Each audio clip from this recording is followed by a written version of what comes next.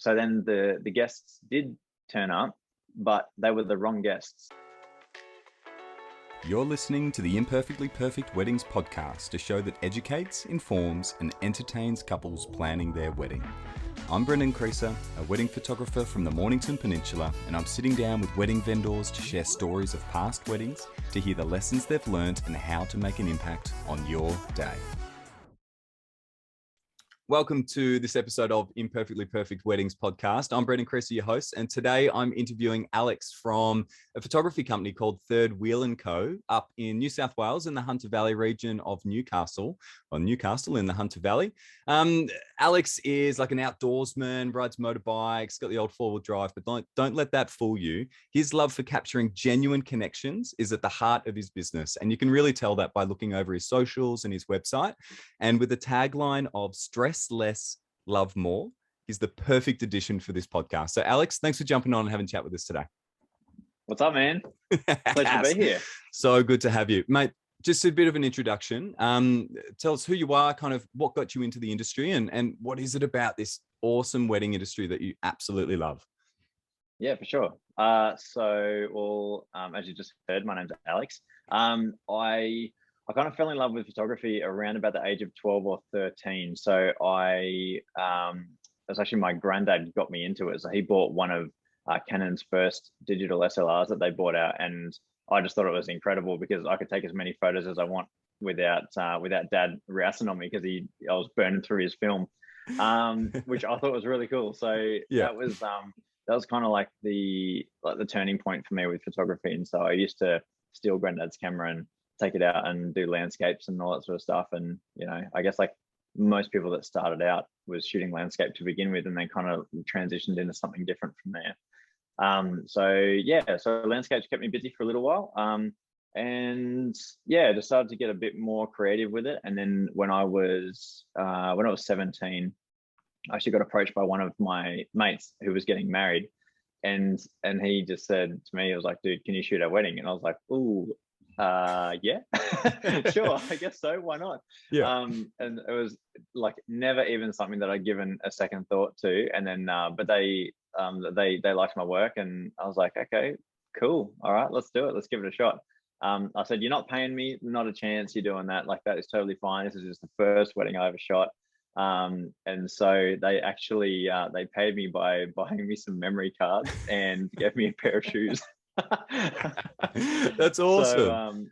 So, it was pretty cool. So, and like it's always just been a good memory to look back on. So that was the first wedding that I did, and I loved it. I just thought it was the coolest thing ever, going to hang out with those guys. And it was it was something that I knew them both on outside of one another. So I got to sort of see their relationship develop, and then getting to watch them get married as well and be such a close and integral part of it. It just sort of put a fire under me, and I was like, "Oh, this is really magic. Cool. I love this." Yeah. And so, but then I was kind of like on a bit of a path of not really, I didn't really recognize photography as a career. And I think a lot of influence in like strong influences in my life are very well and thoroughly educated and all that sort of stuff. And so the influence around me said that in order to do something or be someone, you have to go to uni. And so I took that and was like, okay, well, I guess I'm going to uni then. So I bounced through a few different degrees, landed in physiotherapy. Did that for 2 years, and the whole way along I was shooting weddings on the side. And as I slowly got better and better, my work increased, and then I got to the 2-year mark in physio, and I was like, gee, next year is going to be tough, like really, really tough. I was at uni 5 days a week, and and then shooting weddings on the side of that, and then working another 2 jobs on the side of that. It was just like, it was really, really busy for me. So I think that's pretty, had to make it. It's pretty common for creatives, I think, as well. They kind of get stuck in this whole, that's like, this is my creative outlet and I can't do this for a job. And as you said, you have to go down that normal path. And then, so did you have quite a lot of organic growth in that time, or were you really pushing the business at the same time? No, I wasn't pushing it. That was the thing. So it was all basically just word of mouth. And so I didn't really have many weddings under my belt of people that I didn't know prior to that point.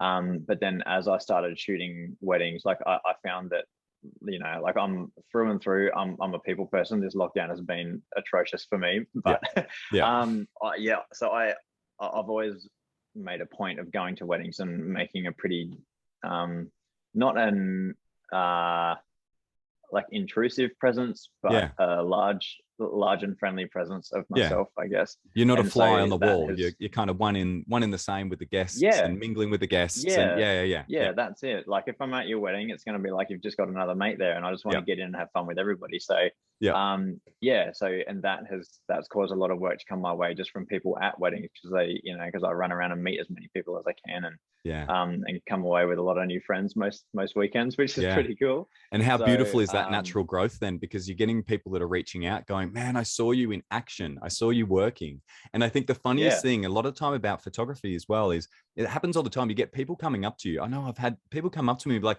Brendan, you're such a good photographer. And you kind of catch off guard. You're like, have you seen my work? Like, have you followed me before? And they've got this look on their face like, no. We're just like watching you around. Like people gravitate towards that. And I think it's good because this is another side note as well, but your vendors on the day and your photographer on the day who you spend so much time with, it's more than just looking at the pretty pictures that they put up on Instagram and a web page.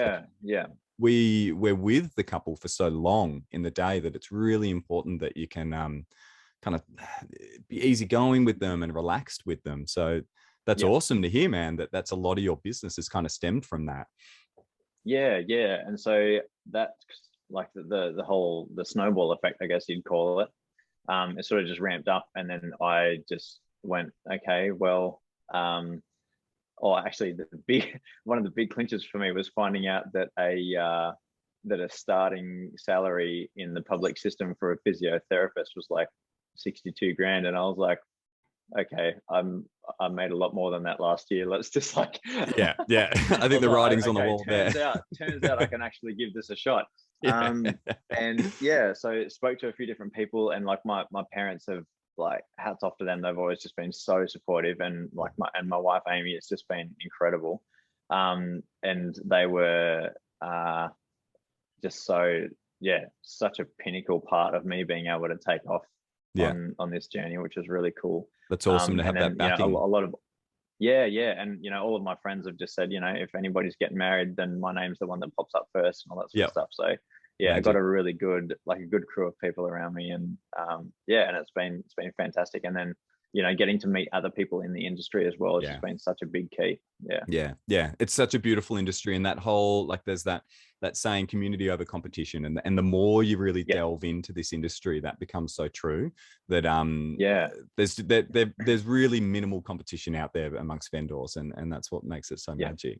And now, mate, kind of the crux of this podcast, and we want to entertain with a couple of stories. I'd love to hear what your absolute favorite, like, career highlight wedding day has been. Talk us through it. Okay, so absolute career highlight was when one of my old childhood friends, his name's Kale, he hit me up, and it was kind of like a little bit out of the blue one day, and he said to me, he's like, man, my fiance and I are getting married, and we would love to have you shoot the wedding. And it was this funny friendship that kind of got rekindled over time, because I photographed the wedding of one of his friends, and so he we sort of got to kick things off again with each other. And I didn't actually remember him from back in the day, because we were so young. Like, I think I was only 3 and he might have been 2. Wow. So really, but our parents were friends. And then my mum saw a photo of us together and she was like, hey, is that Carol North's wedding? I was like, yeah, it is. And I was like, how do you know that? She's like, oh, you guys used to play together when you were babies. I was like, oh my gosh, that's crazy.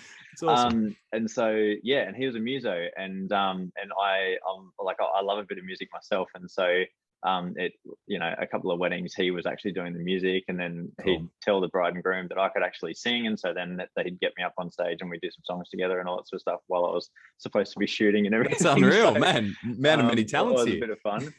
So it was, so it was really cool to hear from him. I was like, oh, wow, that's amazing. I said, oh, yeah, sweet. Where's it going to be? He's like, oh, it's actually going to be in Canada, because we met in Canada. And I was like, oh, okay, cool. Yep.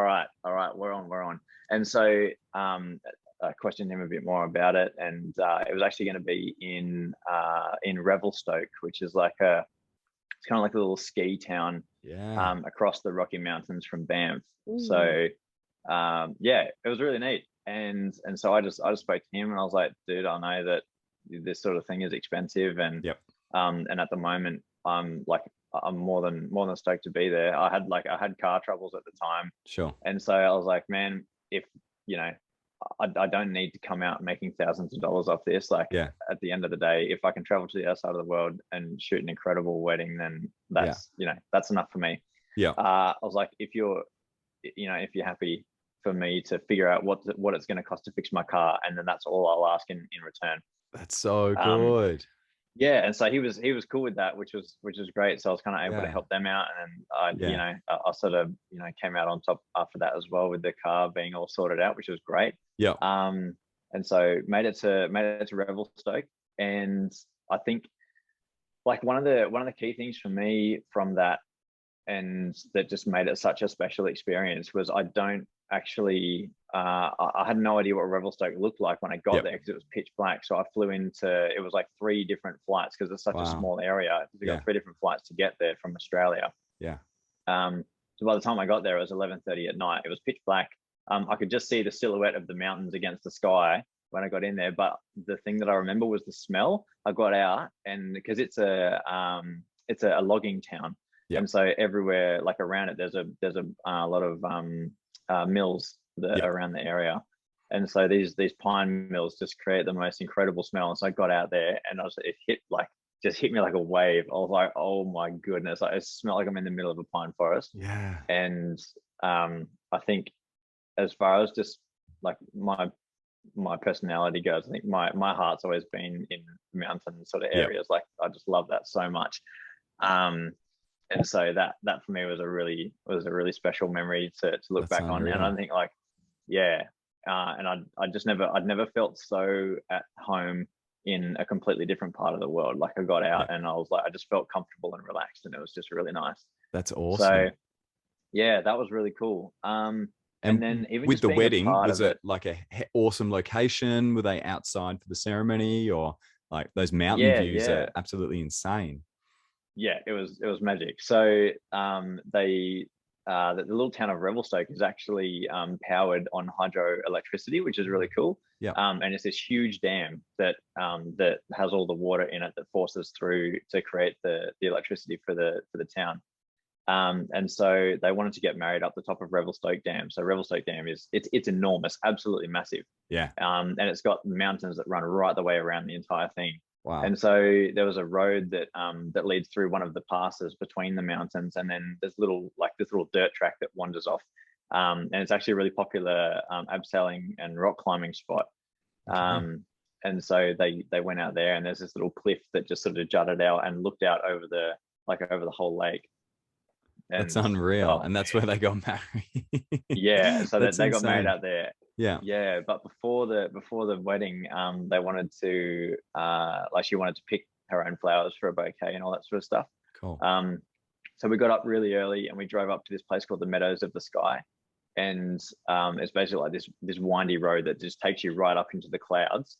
And so you barely see anything, because you're right in the middle of the clouds, and the clouds are really thick and heavy. So it's you're surrounded by this really dense fog. But as far as you can see, it's just wildflowers, fields of wildflowers up in the clouds. And so I went up there, and I just I was just taking photos the entire day, from the start to finish. Of every little bit that happened, everything in between. So all those memory cards that really you cool. weren't from your very first wedding, they were they were put to good use. Yeah. Yes, definitely. And then yeah, and it was even cool. Like, they were sitting down and they were like, oh, what do we like? We want to have music playing when, when we're walking down to see each other. Yeah. But we don't know what song. And then and I was just sitting down and I had Kale's guitar and I was just playing his guitar and just having a little bit of a sing along by myself. Yeah. And then I was like, oh, there's this really cool song that I know, and I started to play it and sing it, and they were like, that's it, that's the song. And so we looked it up, and it was one by Jason Mraz, actually. Yeah, and so cool. They had that playing while they were walking down, and so it was just nice. Like everything about it was so cool. Yeah. And yeah, they just had so much freedom to do whatever they want, and that's the dream, mate. They just had a blast. Yeah, it was great. And that's the dream for you as well. Like how special to be working. Yeah, it's such a special thing to be invited not only to a wedding but to overseas, and for someone to be like, I want to take you around the world so you can capture our photos. That is absolutely magic. And I know in Australia, like we've got stunning beaches, and we've got some beautiful mountains, but Canada's something different. Canada, Europe, like, they all offer up so much more in terms of mountainscapes. That would have been really, really impressive. Man, what a wedding. Yeah, it was very, very special. Yeah. That's awesome. Now, mate, the name of this podcast, Imperfectly Perfect Podcast. So that sounds like a perfect wedding, basically. And look, I want to make sure that people know that, planning your wedding, we go in, we make timelines, and we hope that everything runs to schedule. And fingers crossed that it does for your day. But as you and I both know, sometimes that just doesn't go to plan. Sometimes stuff happens. I want to hear your story of that day where it just wasn't working, wasn't going to plan. But at the end of it, I bet the couple turned around and said, Alex, that was sick. That was the best day ever. Yeah. Yeah. Okay. I definitely have a story that involved a few different wild curveballs thrown in.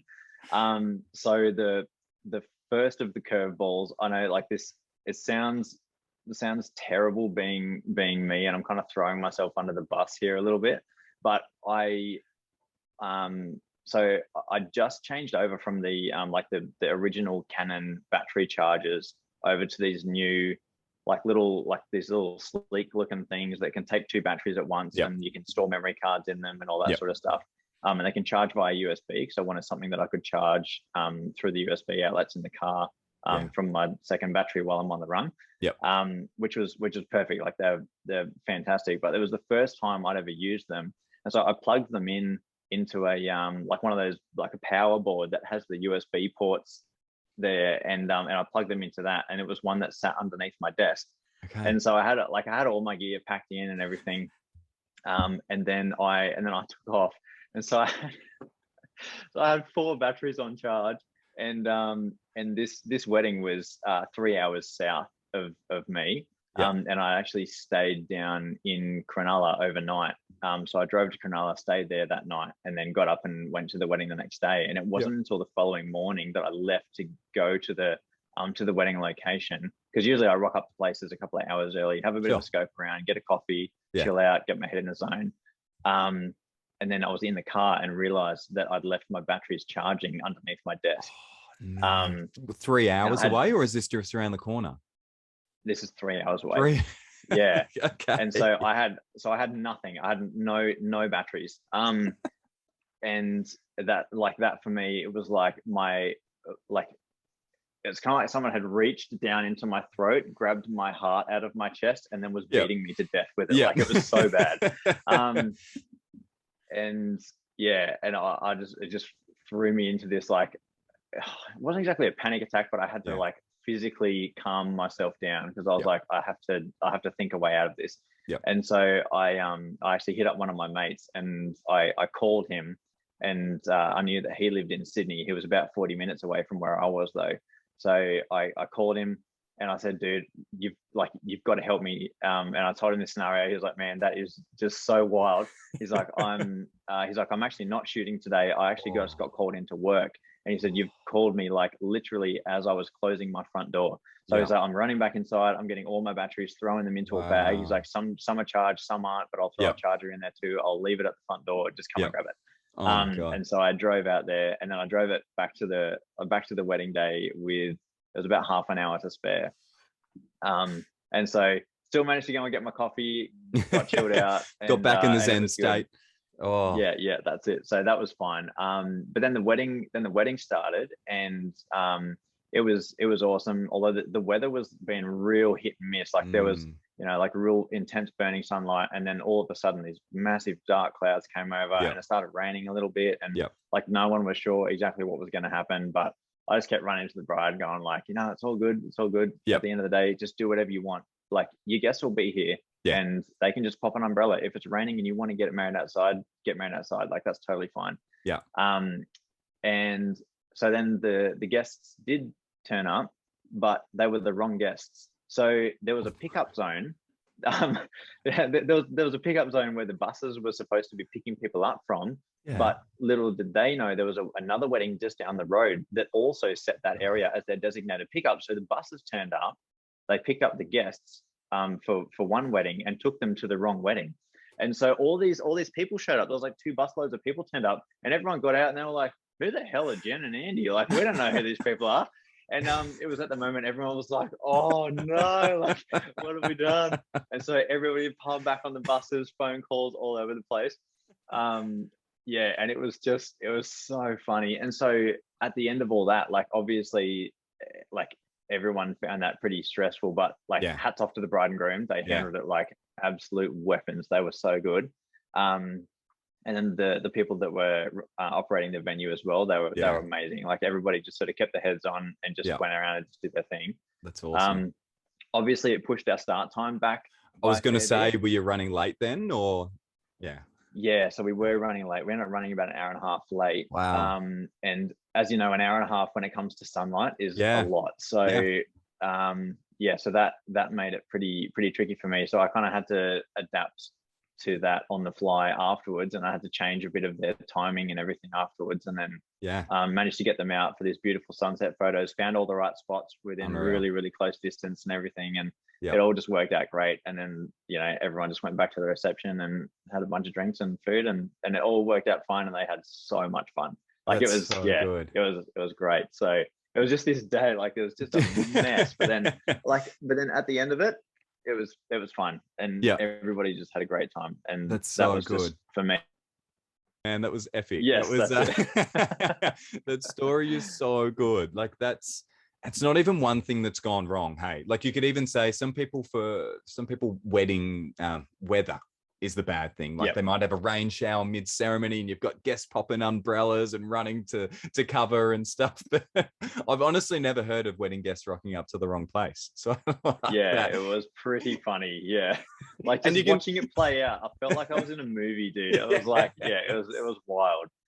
And you can almost put yourself in the shoes of the other people in that scenario as well. Like this isn't just your couple that were affected by this. This is 2 weddings that are happening where the other couple's going, where are all my guests? And actually it was on my mind later on. I was like, I wonder how their photographer handled that.